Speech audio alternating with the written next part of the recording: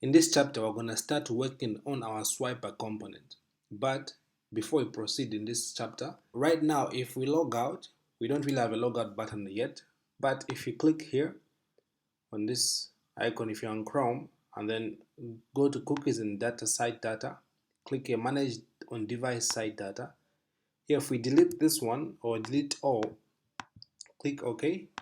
When we reload, you see that this app is not really protected. So because any user who's not authenticated can go to this route, and we don't want that. So let's go ahead and protect this route right now. So we can go back to our code, and we can go to our web routes. In here, let's just copy this middleware, put it between there. Now it's gonna be protected. If you go back and refresh, it's just gonna redirect us to the login, which is good. All right. So I can just go to register, use fake filler, and login back. Right now, let's proceed. For this video, we're going to install a package called Hammer.js. It's going to help us with dragging and dropping of our elements, because we're going to create our own custom swiper with Alpine.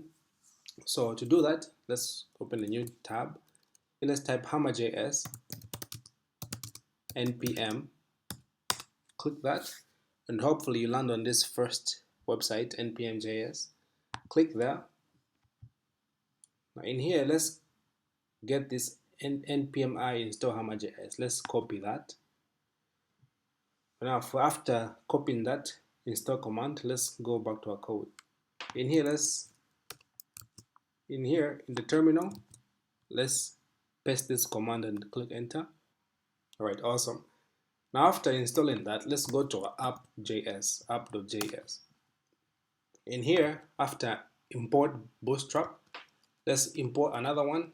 Let's say import quotes just Hammer.js and the semicolon. That's it. Alright, now this is gonna install, or rather import Hammer.js and make it ready for us to use.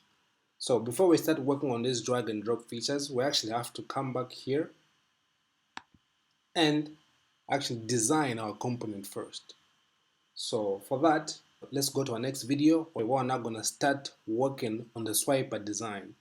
So see you in the next video.